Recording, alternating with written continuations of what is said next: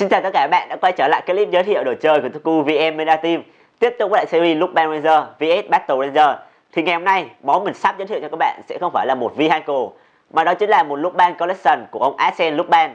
Ông yêu quý nó đến nỗi là phải cất giấu thật là kỹ lưỡng và chỉ trao cho người thật là xứng đáng mà thôi. Và đó cũng chính là sản phẩm chính của chúng ta ngày hôm nay, Đại ích Lookman Magnum.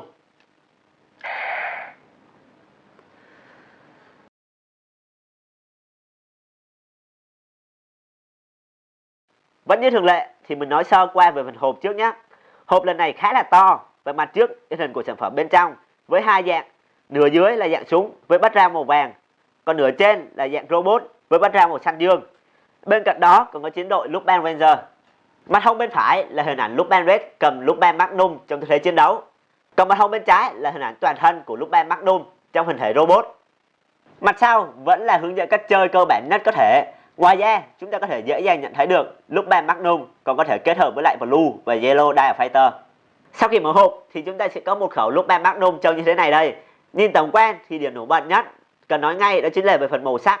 Màu đỏ gần như là chiếm trọn bộ phần thân súng. Màu đen chiếm trọng phần tay cầm và báng súng. Một số chi tiết màu bạc và xanh. Và điểm nổi bật nhất đó chính là các chi tiết khác màu vàng gold và logo chiến đội Lookman Ranger. Lookman Magnum được thiết kế theo phong cách súng cổ điển. Bên cạnh đó vẫn giữ được nét đặc trưng của Team Lookman với khóa số ngay ở báng súng. Mặc dù đây là đồ chơi dành cho trẻ em, nhưng tay người lớn khi cầm vào rất là thoải mái. Tay to cầm vào vẫn không cảm thấy khó chịu một chút nào. Phần cò súng khá là nhạy, chỉ cần bóp nhẹ, súng sẽ phát ra âm thanh. Ở dạng này, dù chúng ta có bóp từng đợt, hay là bóp liên tục, hay bóp giữ khẩu Magnum, cũng chỉ cho ra một âm thanh bắn đạn mà thôi. Khá là nghèo nàn ở khoảng này. Ngoài việc chơi riêng một mình thì Lookman Magnum có khả năng kết hợp với lại VS Changer để thực hiện quá trình tất sát kỹ.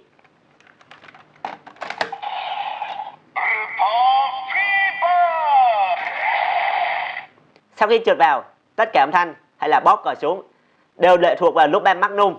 VS Changer chỉ đóng vai trò như là một chiếc chìa khóa để kích hoạt mà thôi. Để kích hoạt chiêu tất sát, chúng ta chỉ việc xoay khóa số, sau đó bóp cò là hoàn tất. Sức mạnh của chiêu tất sát phụ thuộc vào số lần xoay khóa số. Nếu may mắn, chúng ta có thể nghe được giọng của Woody nữa.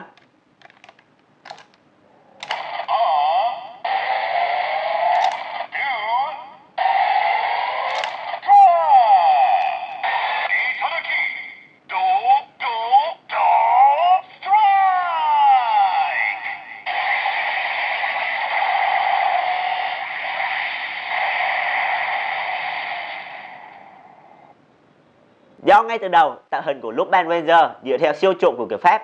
Do vậy, khi mà xoay khóa số ở Lookman Magnum, tiếp đến lần được là Un, Duo và Trash, tương ứng với lại 1, 2, 3. Điểm này khá giống với lại đại ích Kinh So của Ultraman Z 5 rồi. Để chuyển thành dạng robot chiến đấu, chúng ta xoay khóa số vuông một góc 90 độ. Sao cho ông hiệu lệnh phát lên Dial Ride, sau đó bóp cò súng thật mạnh, Magnum sẽ phát hiệu Kaito Henkei. Lập tức phần thân súng sẽ tự động rơi xuống thành chân. Tiếp theo đó là xoay hai phần này xuống tạo thành phần tay và kéo phần giáp váy xuống là hoàn tất. Cách chuyển dạng này dựa theo thiết kế của cây MNZ01 của bộ Sentai không chính thức Akiba Ranger. Nhìn tổng thể ở dạng robot, thân hình cũng khá là cân đối. Chúng ta có thể nhìn rõ được phần đầu, tay và chân. Trang phục của Lookman Magnum trông khá giống với lại trang phục của quan lại người Trung Hoa. Khi đứng cạnh Lookman Red, chúng ta sẽ thấy rõ Lookman Magnum có phần nhỏ con hơn. Bởi trong phim, chỉ Lookman Magnum mới có thể chiến đấu trong những không gian nhỏ hẹp. Bên cạnh đó, Lookman Magnum có những đòn tấn công khá là nhanh nhẹn. Đây cũng chính là điểm cộng mà gần như các cây khác không thể làm được do kích thước khá lớn. Chưa hết đâu nhá, nếu các bạn chú ý, sau khi chuyển dạng thành công, Lookman Magnum trở thành một con robot có ý thức riêng, hoàn toàn làm chủ được bản thân mà không cần có người điều khiển. Điểm này khá giống với lại Juban của Bokenzer.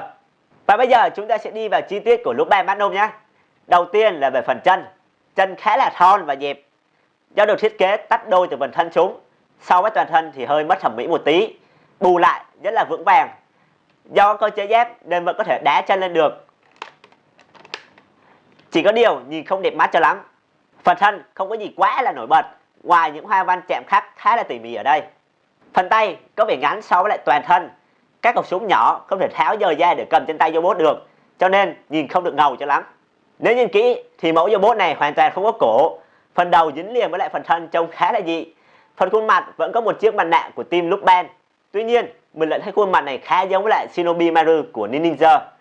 Ngoài cơ chế chuyển dạng, âm thanh hiệu ứng sau khi hoàn thành Lupin Magnum gần như chỉ có thêm âm thanh robot đang lướt qua mà thôi. Đây cũng chính là điểm mình không ưng cho lắm, do giá thành sản phẩm cũng không thể cho là rẻ được. Bên cạnh những điểm trên, như mình đã nói ban nãy, thì Lupin Magnum Robot Mod còn có thể kết hợp lại với những VS Vehicle làm tay trước đây. Cơ bản nhất là khi ghép cùng với lại Blue và Yellow Die Fighter, chúng ta sẽ có được Lupin Magnum Super Rio. Quan sát từ xa, chúng ta dễ lầm tưởng đây là phiên bản Lupin Red thu nhỏ với tông màu nổi bật là màu đỏ, vàng và xanh. Thực chất mà nói thì dạng hợp thể này cũng chỉ góp phần làm phong phú thêm các hình thể lắp ráp ở dạng đồ chơi mà thôi. Nếu xét về tổng thể chi tiết màu sắc thì hoàn toàn không có gì quá là mới mẻ, chỉ đơn thuần Lupin Magnum Robot với những cánh tay của các cai sơ qua mà thôi. Tuy nhiên, nói đi thì cũng phải nói lại, ở dạng hợp thể này, Magnum hoàn toàn không hề tệ tí nào, trông rất là sặc sỡ và bắt mắt. Nếu các bạn đã quá nhàm chán với thân hình của Wood Striker thì Lupin Magnum có thể giúp các bạn cải thiện được điều này. Lupin Magnum dù gắn một cánh tay nào thì trông cũng rất ngầu và đẹp. Như ở đây chúng ta có Sagalon và Caesar và Lay. Có thể nói ở dạng súng cầm chơi rất là đã rồi, hình dáng cũng ngầu không kém. Điểm duy nhất mà mọi người cần phải suy nghĩ thật kỹ đó chính là tính năng âm thanh của Magnum khá là ít và không quá là đặc sắc. Có thể thấy Lupin Magnum là một sản phẩm bất ngờ trong loạt Deus Sentai năm nay. Hoàn toàn không ai có thể ngờ được năm nay lại không có robot khổng lồ, mà thay vào đó là một robot hỗ trợ độc lập như vậy.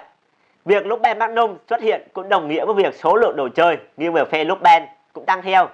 Điều này chắc hẳn làm cho làn sóng tranh cãi giữa fan của hai phe ngày càng căng thẳng hơn. Theo mình, ở điểm này hoàn toàn dễ hiểu. Vốn dĩ Lupin Collection ngay từ đầu vẫn thuộc quyền sở hữu của một siêu trộm. Xuyên suốt từ đầu đến cuối phim, chỉ có team đạo khoái là phải thu thập đầy đủ chúng với ý định quá sức là rõ ràng. Sự có mặt của chiến đội cảnh sát trong mùa này cũng không hề là thừa thãi. Các bạn thử nghĩ xem, nếu không có Bad Ranger thì người dân do ai bảo vệ?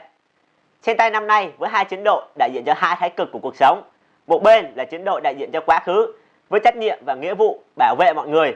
Một phe gồm những con người bị ép buộc và tình thế phải trở thành siêu nhân, chiến đấu vì mục đích cá nhân.